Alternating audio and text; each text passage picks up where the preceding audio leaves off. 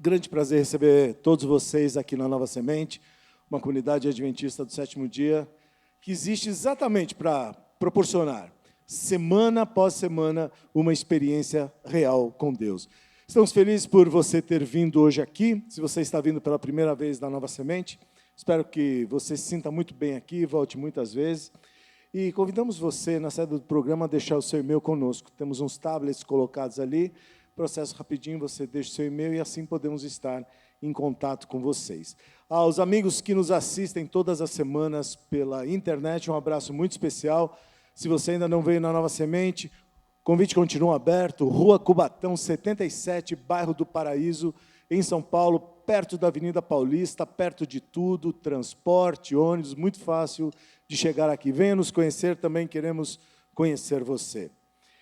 Queremos lembrar a todos vocês que a Nova Semente oferece um aplicativo. O aplicativo da Nova Semente você pode baixar no seu celular ou no seu tablet. E dessa maneira você pode acessar o universo de conteúdo que é gerado aqui dentro. Temos as gravações dos programas anteriores do Viva, do programa Comunidade, que é um programa que ocorre aqui aos sábados pela manhã.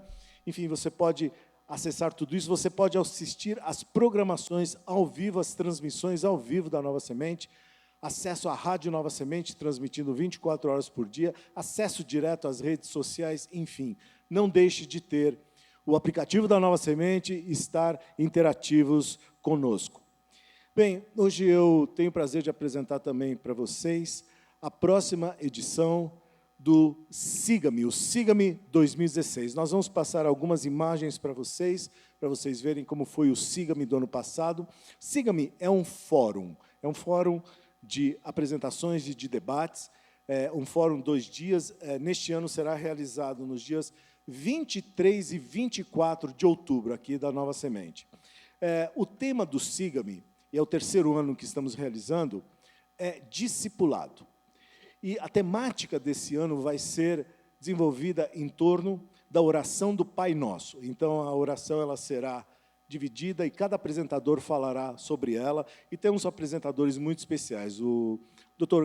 Kleber Gonçalves, fundador da Nova Semente, vai estar aqui conosco, além dos pastores Fabiano e Felipe, que apresentam aqui também o programa Viva. A Min Rodor estará conosco, entre outros. Não deixe de fazer planos para participar. As inscrições podem ser feitas pelo nosso site, novasemente.org/siga-me. Faça planos para estar presente aqui no Siga-me 2016. O programa Viva dessa noite estreia uma nova série, O Melhor da Vida, preparada e será apresentada pelo pastor Fabiano. Ele desenvolveu essa série a partir da ideia de que a cada momento na nossa vida nós temos que fazer escolhas. Algumas escolhas são baseadas em valores que temos e algumas têm um efeito mais imediato, outras têm efeito de longo prazo, têm impacto no futuro. Como você faz as suas escolhas? Se você pensa nessa questão, você é a pessoa certa para assistir essa série. Não deixe de estar conosco em nenhuma das próximas mensagens. A de hoje tem por título Entre a Dúvida e a Fé.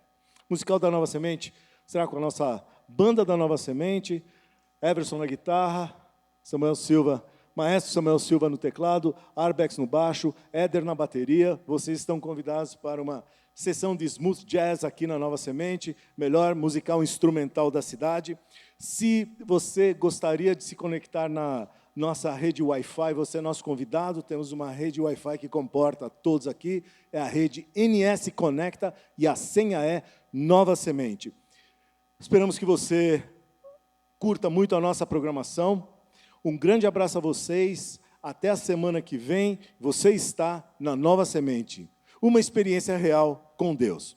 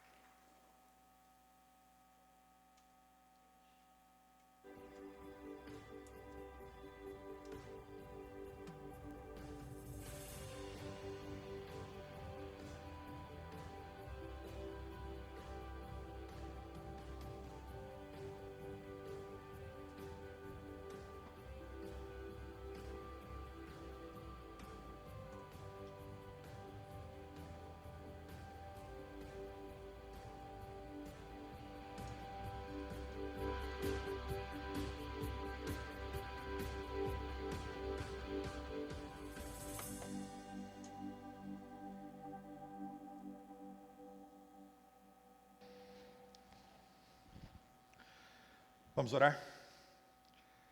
Te agradecemos, bom Deus, a oportunidade de começarmos juntos mais uma nova etapa de estudos e a oportunidade de refletirmos a nossa vida. Recebemos de Ti e queremos aproveitá-la da melhor maneira possível.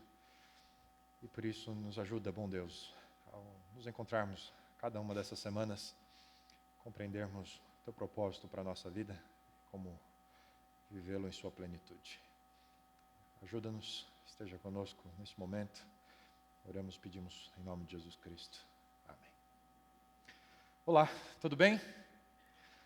Sejam todos muito bem-vindos ao programa Viva uma Experiência Real. É sempre muito bom ter sua companhia aqui conosco.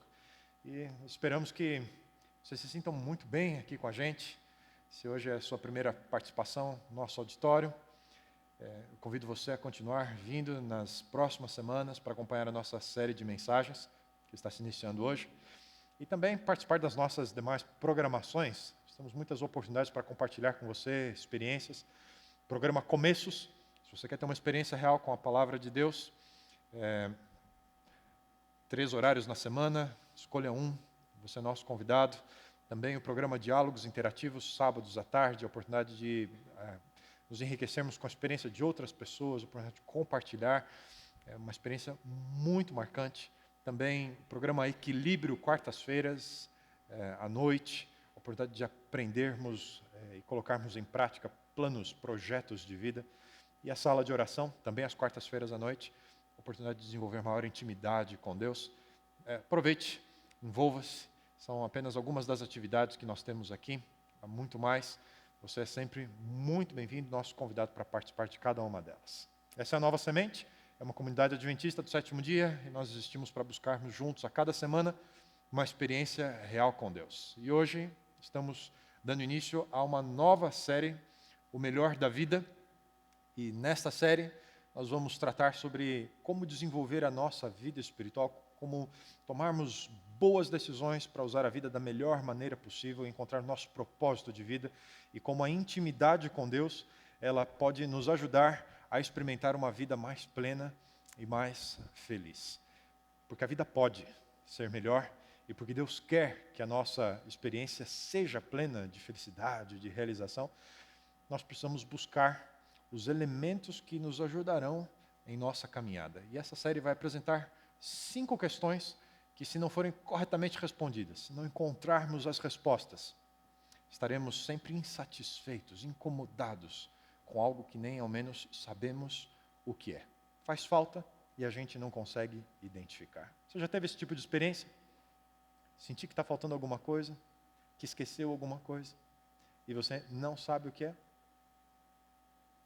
A última viagem para o doutorado, ia passar 4 semanas fora no programa de estudos, então tinha que preparar a mala pensando nessa estadia mais longa, as coisas que ia precisar da faculdade, das aulas, o que ia levar para o apartamento da faculdade. E antes de fechar a mala, tudo em cima da cama, olhando para ver se estava tudo ali, acho que está. Fecha, vai para o aeroporto, mas com aquela sensação, acho que esqueci alguma coisa. Você já teve essa sensação? E você não saber o que é que você esqueceu? Olha os documentos, não, os documentos estão aqui, passagem, passaporte, tudo certinho.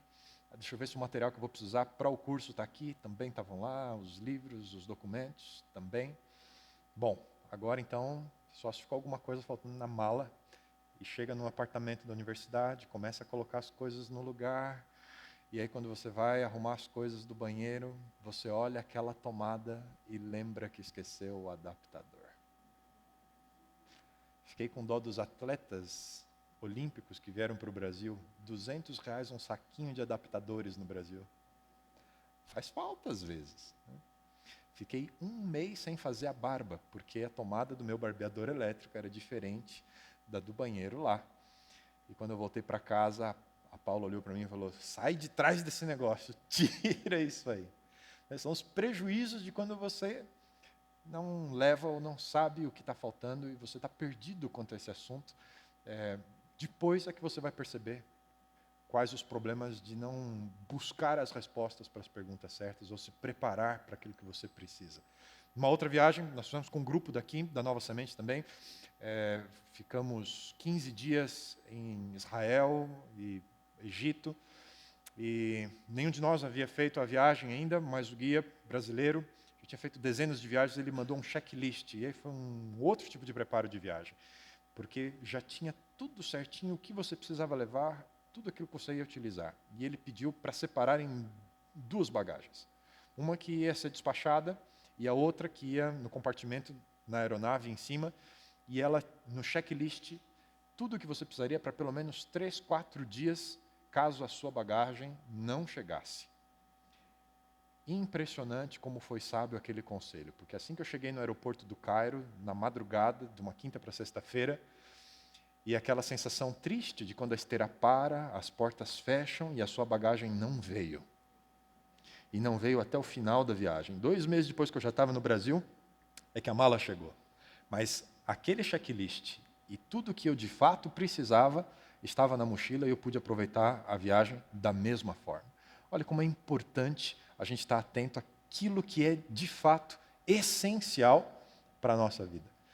E é um pouco sobre isso que a gente quer falar nessa série e começando com o tema de hoje. Quando nós sabemos o que procurar e onde é possível achar, parte do problema já está resolvido. A outra parte é sair em busca daquilo que a gente precisa e a gente já sabe o que é.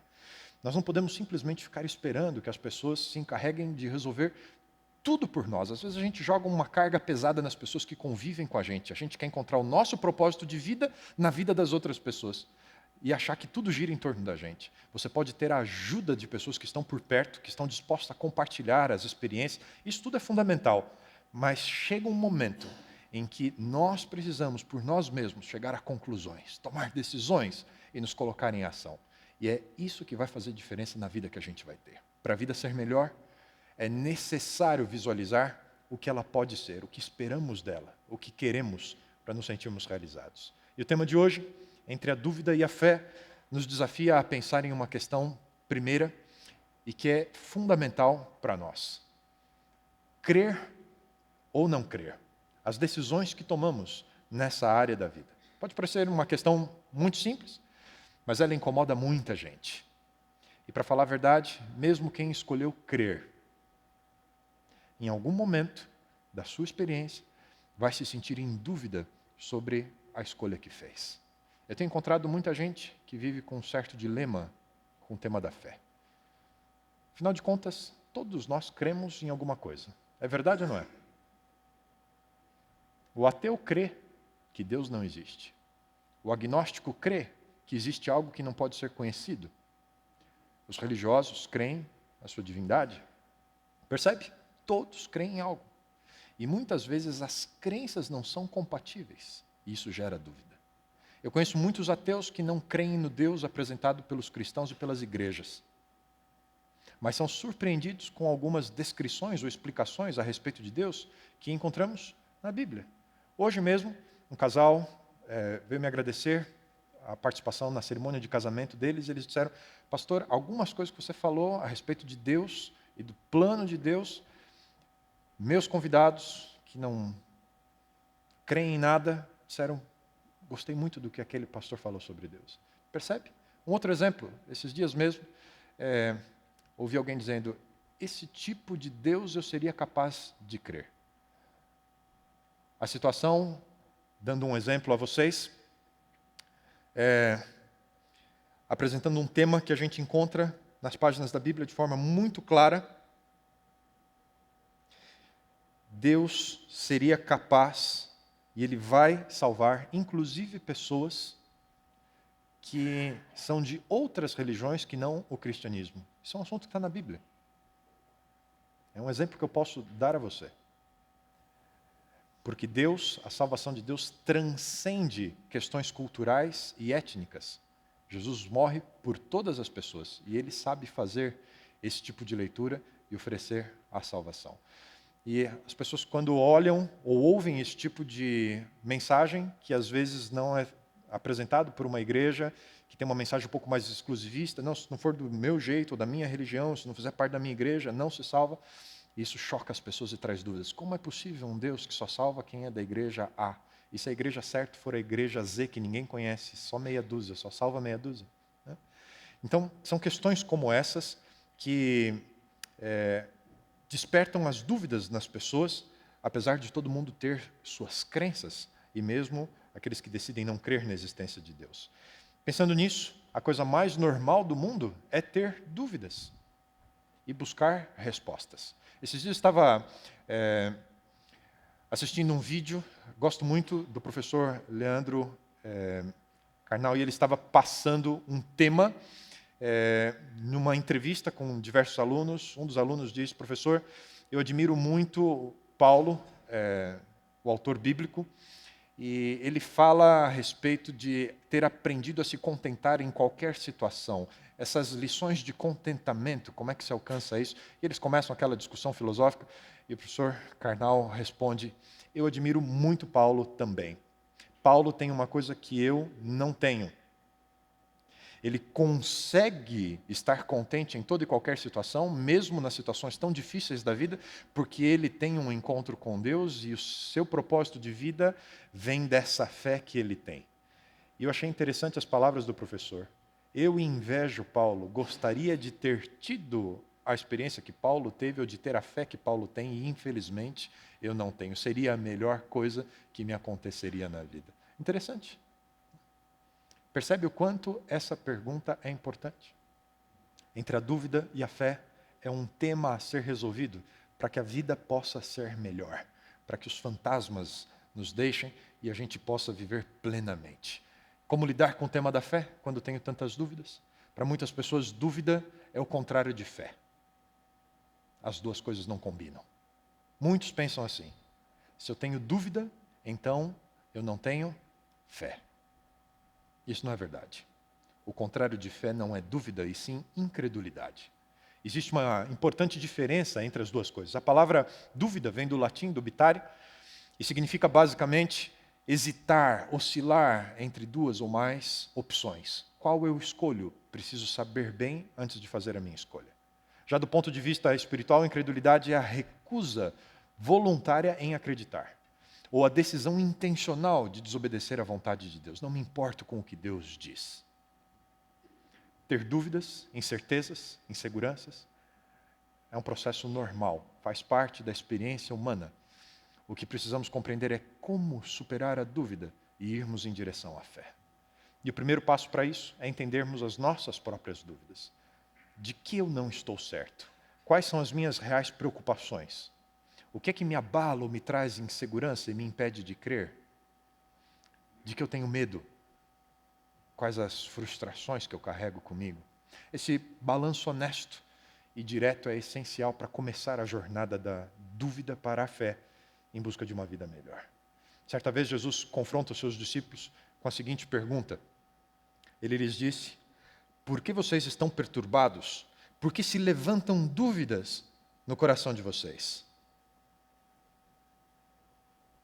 Precisamos, e esse é o objetivo de Jesus, fazer uma análise honesta. Quais são, de verdade, as nossas dúvidas? No período da faculdade, eu aproveitava as férias de verão para vender assinaturas de revistas, livros, ajudava com o pagamento da faculdade. E, naturalmente, eu não tenho as características do vendedor. Sabe, tem gente que nasceu para isso, né? Para vender. Vende areia no deserto, vende gelo para esquimó, né? Você conhece gente assim? Vende qualquer coisa, né?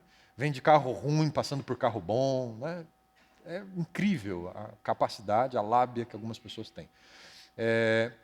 Para mim, não. Eu precisei ir para os manuais de venda, quais são as técnicas, qual o que está incluído ali no processo. Precisei entender como é que funcionava aquele mecanismo que para mim não era natural.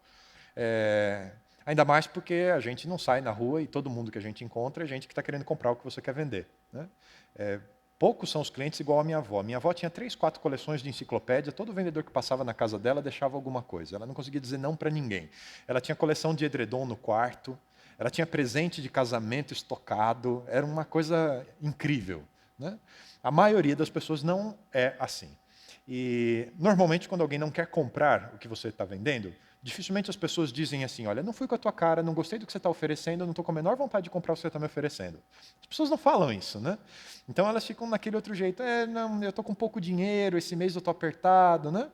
E aí então você, o vendedor, na estrutura técnica de venda, você vai trabalhar aquilo que se chama as objeções reais, identificar as objeções reais. Tá, se o problema é pouco dinheiro, eu parcelo para você. Não, mas não é que eu já tenho demais desse negócio aí, eu já tenho uns 2, 3 guardados lá em casa. Não, então vamos fazer assim, esse aqui deve ser mais atualizado que os que você tem, né? Dá os que você tem para amigos, né? Você está usando? Está desatualizado. Não sei, você vai trabalhando. Né? Você precisa achar aquilo que é a verdade ou aquilo que é a real objeção que está por detrás. Se você não achar o que é o verdadeiro motivo, você nunca consegue transpor aquele obstáculo que são as objeções. A psicologia usa muito isso e, na verdade, as duas coisas estão muito ligadas. Um psicólogo não consegue ajudar um paciente a resolver um problema enquanto esse problema não é nomeado, enquanto o próprio paciente não consegue descrever, esse aqui é o meu problema. Enquanto ele não chega a essa conclusão, ele não está passível de passar por um processo de cura. Encontrar a verdadeira razão, o motivo, o fato que gera o problema. Esse é o ponto de partida em busca da solução. Aprender a nomear, a encontrar a verdadeira razão.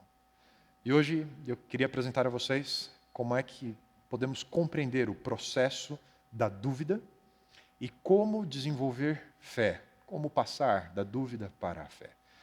Começando pela dúvida. Para compreender a dúvida, nós precisamos separar aqueles que têm dúvidas em 2 grupos. 2 elementos. Os 2 grupos apresentam similaridades. Perguntas. Dúvida, pergunta. Mas as atitudes por detrás dessas perguntas são completamente diferentes. Nós temos uma atitude que é negativa, porque busca desviar a atenção do foco principal, por isso ela é negativa, e a outra é honesta nos seus questionamentos, e por isso ela é uma atitude positiva. Começando pela atitude negativa. Como ela se caracteriza? A dúvida pode ser negativa quando ela está se afastando da fé em vez de se dirigir à fé. Essa dúvida negativa ela se caracteriza por um questionamento que dissimula, que muda o foco.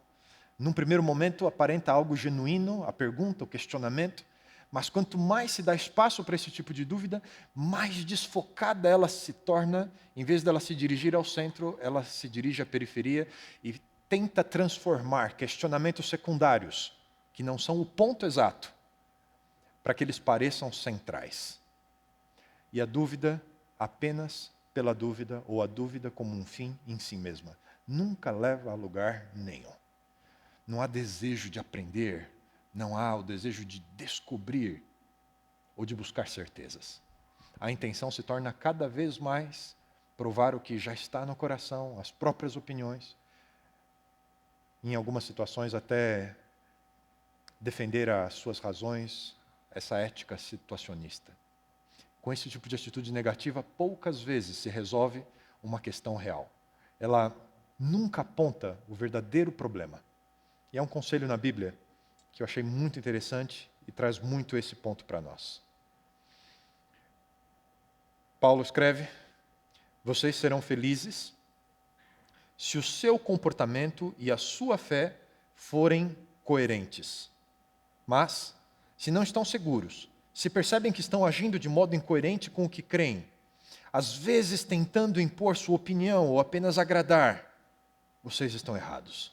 Se seu modo de viver não condiz com o que vocês creem, então está errado. Incoerência. Essa é a melhor palavra para descrever esse tipo de comportamento. Está perguntando ou tem dúvidas numa direção e vive completamente diferente, parece que é apenas uma cortina de fumaça, um disfarce. Estava lembrando das minhas aulas de teologia e aluno é meio malandro, não importa a idade, não importa o curso. Até nos cursos de teologia, de vez em quando, tinha gente que você ficava pensando, o que esse camarada está fazendo aqui, né? Depois você liga a televisão e você vê os pastores que tem na televisão, você entende tudo, né? Um dos meus professores tinha uma graduação em teologia, mas tinha em diversas outras áreas, biologia. Era um camarada que ele era versado em diversas áreas, tinha mestrado, doutorado, pós-doutorado pela USP. A especialidade dele é arqueologia. Mas como ele tinha domínio em outras áreas, um dos colegas logo percebeu uma brechinha. E quando o professor, no início da aula, terminava ali a chamada, ia fazer a introdução para a matéria, o colega levantava a mão e falava, professor, está com bastante mosquito essa época do ano lá no quarto, eu estou preocupado se é um mosquito que pode transmitir alguma doença, se não é, como é que dá para fazer essa diferença? E o professor ia para a lousa e desenhava com um pincel, e ele fazia todo o esquema da mosca, e ele começava a apontar as características, e fazia um outro esquema, e aí ele dava toda uma explicação como é que você podia identificar o mosquito. E depois que terminava isso, o professor até usava aí como um quebra-gelo para introdução, chamar a atenção dos alunos, ficava todo mundo, né, como ele sabe e tal. E ele ia entrar na aula, o aluno falava, professora, estou entendendo um pouquinho aí de mosquito, essas coisas, mas e qual a diferença para a abelha? Você já percebia que o camarada não queria saber nem de arqueologia, nem de mosquito, nem de abelha, ele só estava pagando a faculdade para enrolar o professor. E o professor, óbvio, muitos anos de sala de aula, dizia, essa fica para outro dia, hoje a gente vai para o nosso conteúdo. Percebeu? Tem gente que vive assim todo o tempo, sempre tentando mudar as coisas ao seu redor. Esse é o verdadeiro objetivo da dúvida negativa. E muita gente vive com esse tipo de atitude. Gente que está o tempo inteiro enrolando as pessoas ao seu redor, sempre trazendo uma série de questionamentos, mas nunca indo no ponto o que realmente é o problema. Talvez nem ele mesmo saiba o problema.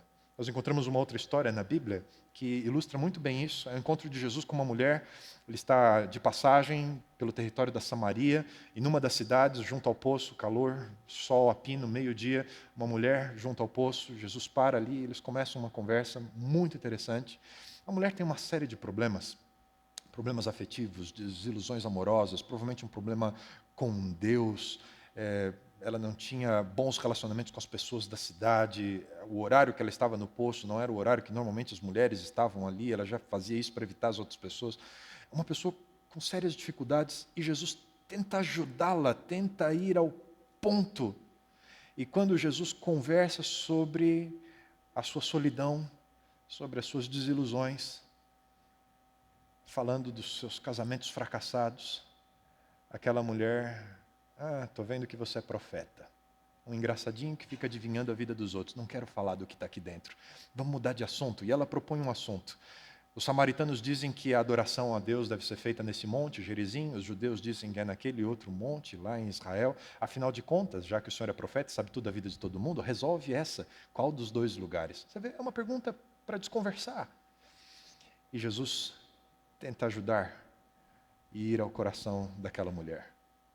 Os judeus sabem do que eles estão falando, mas eu preciso dizer uma coisa, nem naquele monte, nem nesse, os verdadeiros adoradores a Deus o adoram em espírito e em verdade. E ele volta a dar a oportunidade para aquela mulher de resolver os problemas que ela tem e que são problemas reais. Às vezes nós agimos da mesma forma. As nossas dúvidas são pautadas por uma atitude negativa, queremos apenas tumultuar e não resolver, e fugimos e nos escondemos atrás de inúmeras perguntas. Qual é a grande interrogação da nossa vida? Mas há um outro tipo de dúvida. Essa dúvida caracterizada por uma atitude positiva. E ela é positiva, a dúvida, quando ela está explorando a fé. Em vez de se afastar e questionar demais para dizer isso aqui não faz sentido, isso aqui não tem respostas, ela busca compreender. Ela quer ter certeza, quer experimentar e então questiona. É a dúvida que quer crer. Pode parecer estranho, mas não é. É mais comum do que se parece. A diferença está na sinceridade. É uma dúvida real sobre algo que ainda não se compreende, mas se quer entender. E esse tipo de atitude para com a dúvida está sempre tentando desvelar o âmago da questão e se aproxima cada vez mais do centro do real problema a ser resolvido, daquilo que vai abrir as portas para uma experiência de certezas, a experiência da fé. Identificar o tipo de intenção por detrás das perguntas nem sempre é fácil. Eu me lembro ainda no período da faculdade, nós estávamos já no início do segundo ano, estudando grego koiné, que é uma das línguas bíblicas, e a estrutura gramatical é muito diferente da gramática da língua portuguesa. Para você ter uma ideia, por exemplo, o gênero do substantivo. Em português nós temos apenas dois. Ou ele é masculino ou ele é feminino. No grego, você tinha palavras que eram masculinas, palavras que eram femininas e palavras que eram neutras. Mais ou menos como a estrutura da terceira pessoa do singular no inglês. Você tem, para os seres humanos, he, she, masculino e feminino, mas você tem para uma série de outros usos, o it, que é neutro. Não é nem masculino, nem feminino. E aquilo estava dando um nó na cabeça da gente, e era uma construção em cima de cada regra gramatical, e nós tomamos uma decisão, nós precisamos ficar mais tempo aqui. E depois que acabavam as aulas da manhã, por volta do meio-dia, a gente ainda adiava o horário do almoço e ficávamos mais um tempo na sala de aula para rever o conteúdo do dia, e era uma oportunidade que a gente tinha de fazer perguntas, de olhar para o conteúdo e de tentar compreender aquilo ali. Muito diferente das perguntas que o meu amigo fazia para o professor de arqueologia, eram as perguntas que nós, colegas, que ficávamos sozinhos na sala de aula, fazíamos uns para os outros, para a gente tentar entender a estrutura daquele conteúdo que estávamos sendo expostos. Você percebe a diferença? Existem dúvidas com uma atitude negativa e existem dúvidas com uma atitude positiva. A Bíblia nos dá um conselho nessa área de como lidar com as dúvidas. Tenham misericórdia dos que têm dúvidas. Encontramos esse texto no Novo Testamento, na Epístola de Judas. Tenham misericórdia daqueles que têm dúvidas. Por que ter paciência com quem duvida? Às vezes a gente não tem muita, né? Se a pergunta não foi bem formulada, a gente já vai nos cascos, né? Porque é possível ser alguém que está numa jornada honesta em busca de respostas. É por isso que temos que ter paciência com aqueles que têm dúvida. Nem sempre é fácil para o observador externo identificar a atitude por detrás da dúvida. Pessoas muito treinadas, com apurada sensibilidade, mulheres, normalmente, percebem a diferença em determinadas situações, mas ainda assim, em muitos momentos, é só quem está fazendo a pergunta. E às vezes, nem mesmo a pessoa que duvida consegue distinguir a natureza das suas dúvidas. Se são negativas ou se são positivas. Em todo caso, precisamos apoiar as pessoas e ajudá-las a reconhecer as suas atitudes. É assim que Deus lida com os que duvidam. Há um texto do Antigo Testamento, no livro de Salmos, em que fala isso a respeito de Deus. O Senhor sustém os que vacilam. É um sinônimo no Antigo Testamento para os que duvidam. E apruma todos os prostrados. Deus tem paciência com as nossas dúvidas. Mas a melhor pessoa para avaliar os seus motivos, depois de Deus, é você mesmo. Um conselho: cerque-se de pessoas que podem ajudar, que podem indicar caminhos, que podem compartilhar das suas experiências. Mas lembre-se, elas não podem resolver as suas dúvidas, elas podem ajudar você. A resolução passa por você. Assuma a sua responsabilidade pela sua própria busca. E acima de tudo, busca a Deus para tornar claro o que de fato está no seu coração, porque Ele sabe o que está no seu coração. Da dúvida para a fé, precisamos também aprender como desenvolver fé. Não apenas identificar o tipo de dúvidas que nós temos, mas que experiências. E nesta segunda parte da nossa reflexão, eu quero propor a você 4 estágios, 4 experiências que ajudam a explorar o universo da fé e nos ajudam a construir uma experiência de fé para dar certezas para a nossa vida. Ao desenvolver a sua fé, o primeiro estágio, avalie, faça uma avaliação da sua fé. Há uma história bíblica em que Jesus está com Pedro e imediatamente Jesus estende a mão, segura Pedro quando ele faz o convite para Pedro andar sobre as águas e sair do barco, e ele diz a Pedro: como é pequena a sua fé, porque você duvidou. Esse é o ponto de início da experiência de fé.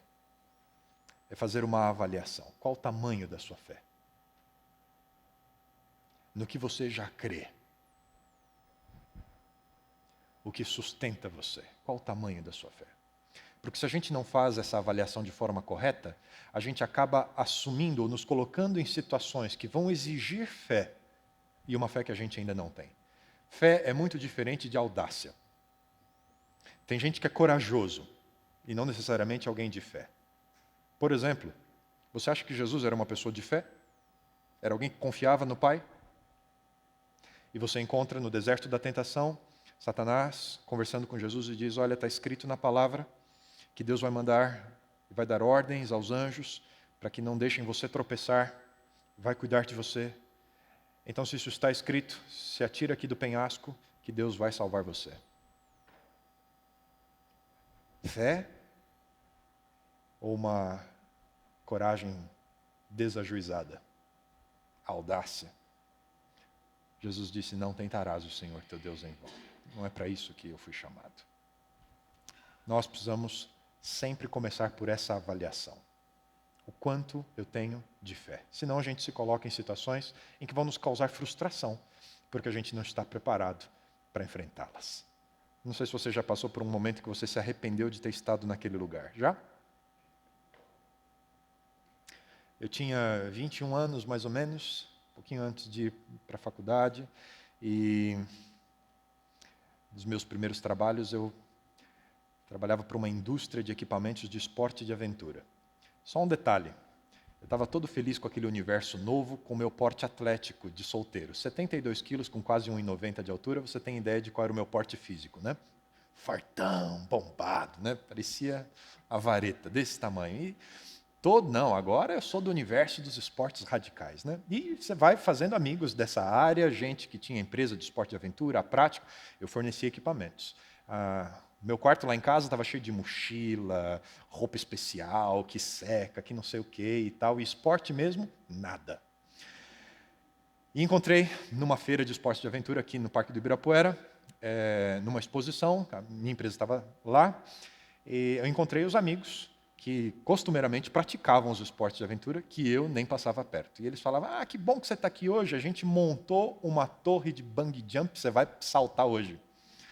E eu, todo animado, vou sim, pode deixar, tranquilo, que bom, né? Você nunca vai lá e tal, porque eles faziam a viagem no interior até a ponte onde faz o salto, trouxeram um guindaste, colocaram no Parque do Ibirapuera e o salto fazia de lá. Me deixaram na fila, prenderam o elástico nos meus pés, pediram para eu segurar, para depois instalar o equipamento lá na gôndola que subia, e nenhuma explicação. Quando eu subi, chegou a minha vez, o meu amigo entrou também, e aí ele começa a passar todas as explicações de como é que vai ser o salto, de como é que você pratica o esporte enquanto sobe. Esse é o manual do usuário, né? Na subida. Você imagina 30 metros de subida de um guindaste, menos de 1 minuto. Ele deu todas as informações das quais a minha vida dependia naquele momento. E quando ele termina de contar tudo, ele me mostra São Paulo ao longe, o parque, a cidade, dava para ver aqui a Paulista, lindo, lindo, lindo, né? Lindo, olha para baixo que você vai pular agora.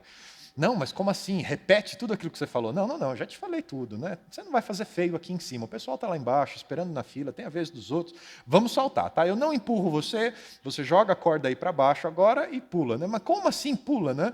Aquela corda parecia 2 toneladas, parecia um inferno puxando a gente para baixo, né?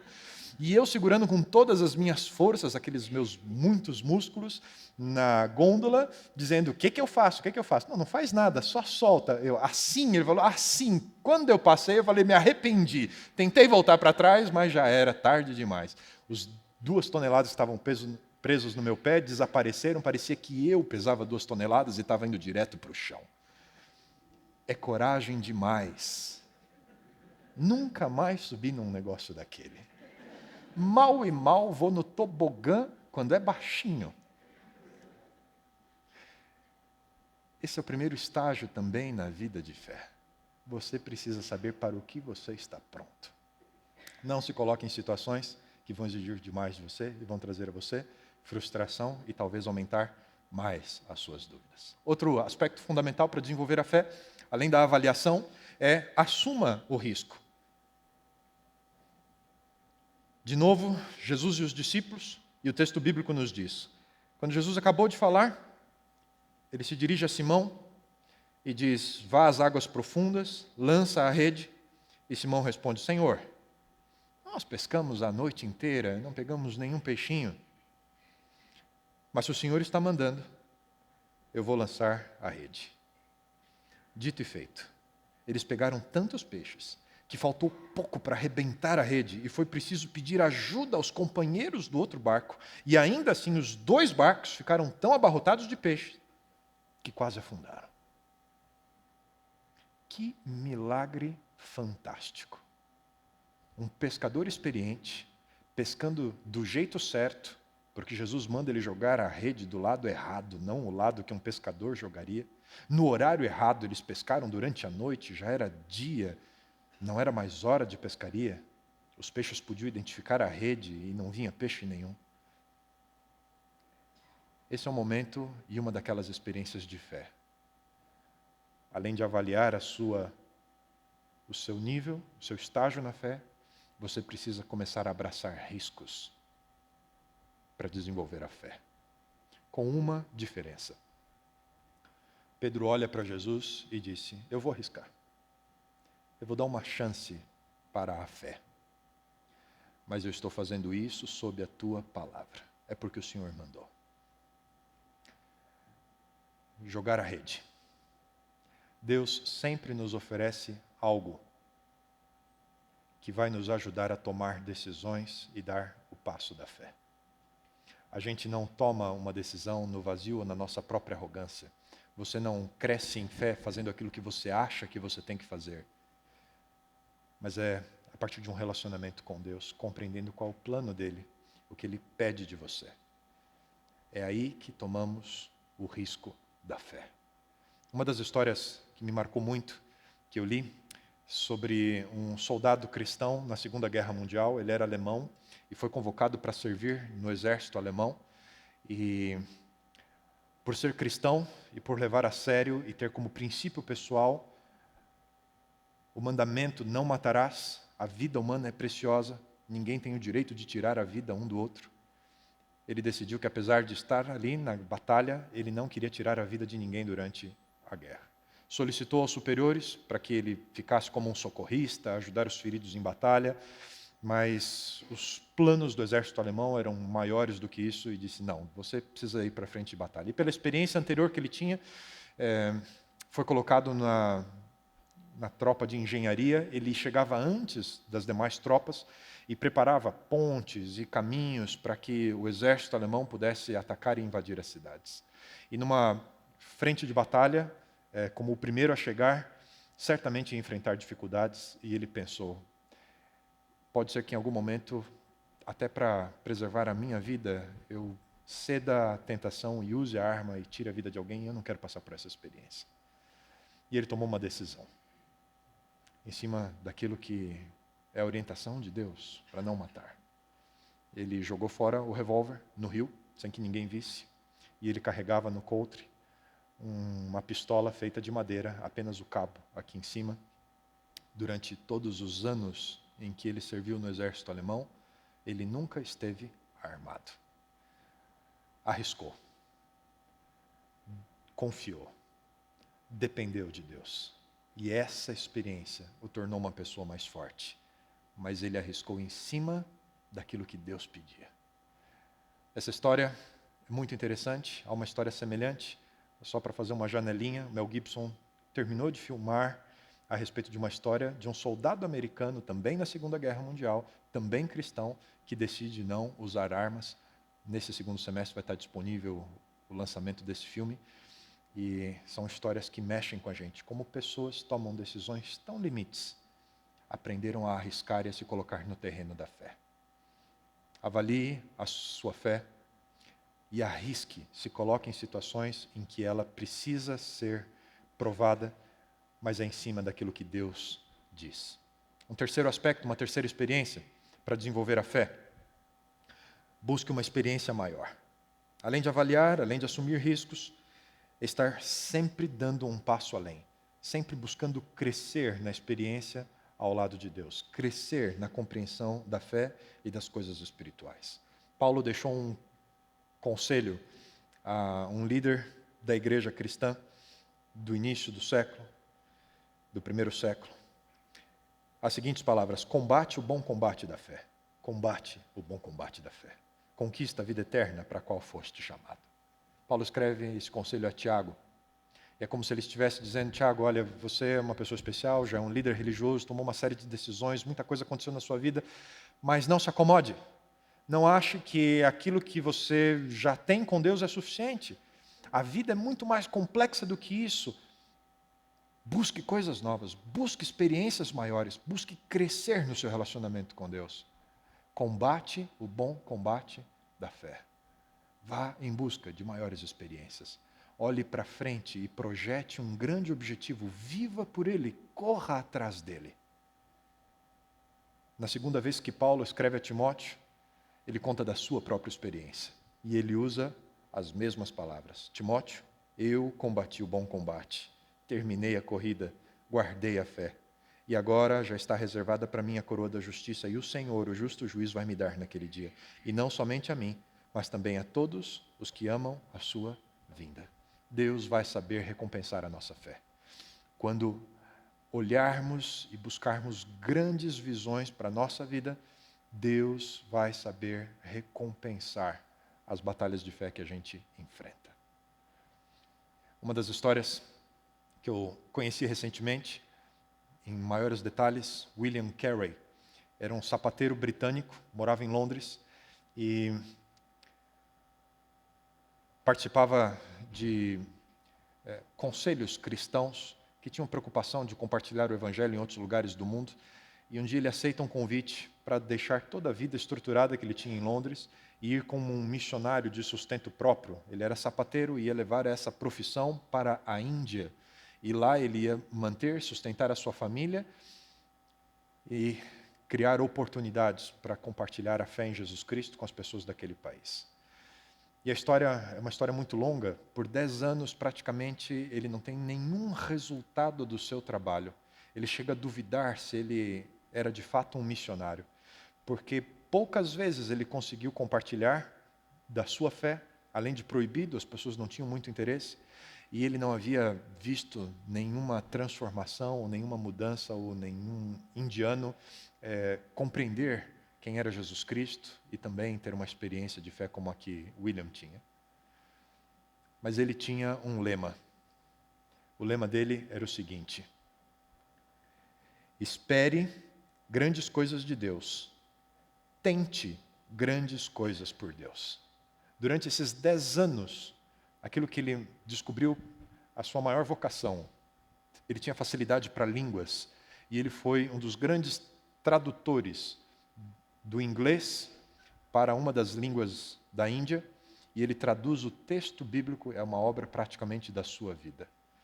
O impacto que a tradução da Bíblia trouxe para a Índia é muito maior do que William poderia sequer sonhar, mas ele ousou depender de Deus, esperou muito de Deus e tentou grandes coisas por Deus. Hoje, a Índia é um dos países que tem o maior número de conversões do cristianismo em todo o mundo.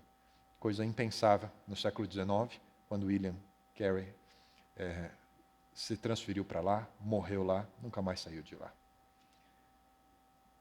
Nós precisamos buscar experiências maiores. E isso nos ajuda a compreender o propósito de vida que nós temos da parte de Deus. Qual é o meu propósito? Qual é a missão da minha vida? Para que eu vim a esse mundo?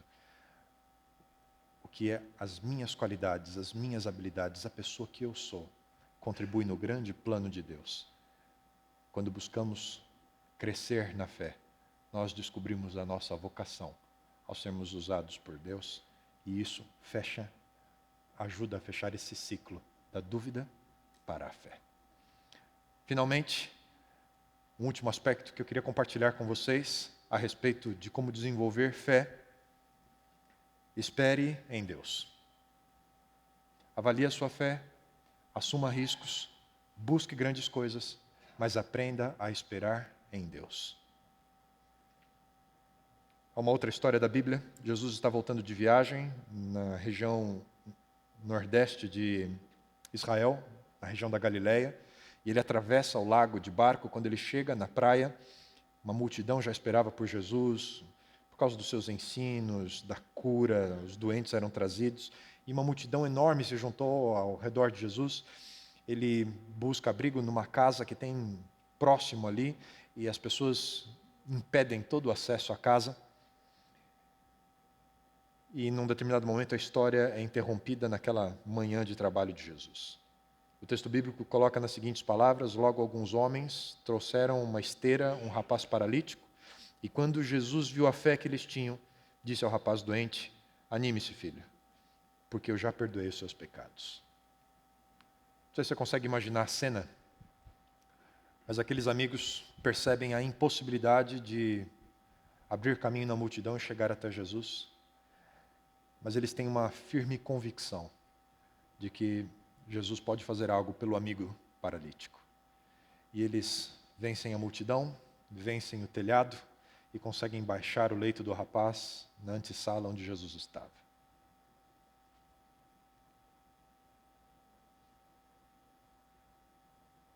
Essa frase, Jesus repete várias vezes no Novo Testamento. Jesus vê a fé daqueles rapazes. Jesus vê a fé das pessoas. E eu acho que esse é o maior estágio na experiência de fé. Quando você sente que Deus reconhece a fé e a confiança que você tem nele, no seu coração. Quando Ele entende que você colocou a sua vida nas mãos dele. Jesus reconhece isso. E eu acho que esse é o maior estágio da experiência de fé, é aquilo que solidifica a nossa experiência com Deus.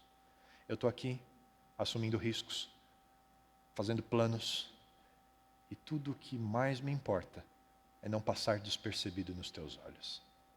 Você já teve esse tipo de experiência? De ficar esperando um olhar, um reconhecimento, uma palavra, alguém que chamasse você pelo nome ou reconhecesse a sua história? Às vezes isso mexe demais com a gente. Lembra que eu falei para vocês todo o meu porte atlético quando era solteiro? Eu não sei como a Paula se interessou por mim, magrelo daquele jeito. Mas a primeira vez que eu vi a Paula, tudo que eu só pensei é: que menina linda, com esses olhos azuis, aquele vestidinho lindo que ela estava. Mas rapidinho veio na minha mente: ela nunca vai olhar para você. Até o dia que eu percebi que ela estava olhando para mim. É aquele momento mágico, que parece que você encontra o sentido da sua vida, da sua experiência.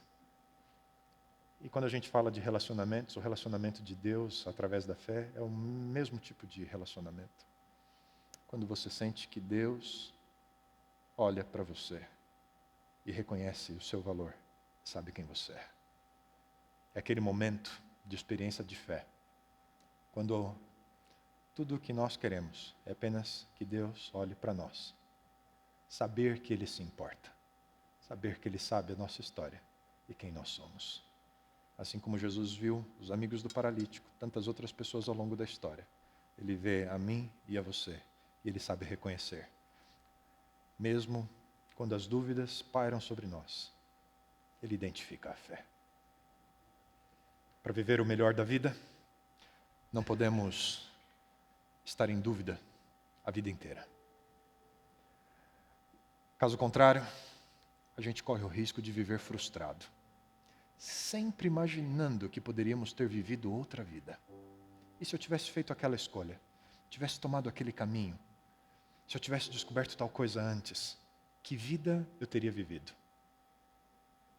Dissipe as suas dúvidas. Encontre algo para crer. Busque a sua essência, aquilo que te define no seu relacionamento com Deus. Permita que Ele lhe ajude nesse processo. Ele já fez isso antes. Ele sabe como fazer. Sabe como transformar as suas dúvidas em fé. A Bíblia conta a história de um homem E havia esse homem do partido dos fariseus, chamado Nicodemos, destacado líder entre os judeus. E certa vez ele visitou Jesus tarde da noite e disse: Rabi, que significa mestre, sabemos que o Senhor é um mestre que vem de Deus. E ninguém poderia realizar esses atos que revelam a realidade de Deus se Deus não fosse com ele. Essa cena é uma cena cheia de contradição. De um lado, um líder religioso que diz crer que aquele mestre é enviado de Deus, mas que só tem coragem de encontrá-lo escondido nas sombras da noite, porque as suas dúvidas o impedem de assumir a sua fé à luz do dia. Jesus conseguia ver a fé no coração daquele homem. De fato, mais à frente, na história dos evangelhos, Nicodemos se torna um grande discípulo de Jesus. Mas naquele momento, as dúvidas ainda estavam ao redor. E a viagem da dúvida à fé precisaria ser feita. O que fez diferença? Jesus abraça as dúvidas daquele homem e consegue tirá-lo das sombras das suas perguntas, dos seus porquês. Deus conhece o seu coração. Ninguém mais. Ele e só Ele sabe encarar o seu lado escuro e não se intimidar com as trevas aparentes da sua dúvida. Mas em algum momento, eu e você precisamos deixar as dúvidas de lado e crer. O último encontro de Jesus com as pessoas de seus dias, depois da ressurreição, no momento em que ele sobe aos céus. O relato dos evangelhos termina dizendo que quando viram a Jesus, o adoraram, mas alguns duvidaram. 2 grupos, 2 atitudes. E todos nós temos de decidir entre a dúvida e a fé. E essa escolha, ninguém mais pode fazer, a não ser você mesmo. E se você quiser viver o melhor da vida, escolha a fé. Porque a dúvida apenas rouba tempo da sua existência. E as certezas, elas nos definem. Bom Deus, hoje paramos para refletir e para pensar por que temos tido tantas dúvidas. O que ainda falta ou não está claro em nossa mente, em nosso coração, para conseguirmos construir uma vida ao teu lado. Um relacionamento baseado em fé, que cresce, que confia na tua palavra, que vive experiências que fazem e dão significado à nossa vida. Se há uma luta acontecendo no coração de alguém hoje, a nossa oração e o nosso pedido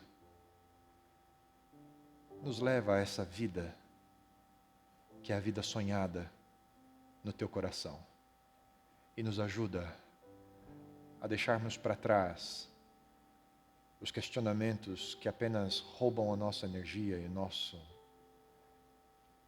nossa percepção daquilo que de verdade mais importa na nossa vida, que é Jesus Cristo e o seu amor por nós. E nos ajuda a encontrarmos, através da tua palavra, esse caminho que cria uma fé madura, forte, capaz de suportar os grandes desafios da vida e nos vai permitir, ao final dela, olhar para trás e dizer: eu vivi o melhor da vida. É a nossa oração, é o nosso pedido em nome de Jesus. Amém. Amém. Obrigado pela companhia. Semana que vem a gente retorna com o segundo tema dessa série. Você é nosso convidado. Espero que você tenha uma boa semana e, se Deus permitir, nos encontramos sábado que vem. Vá em paz. Boa semana a você.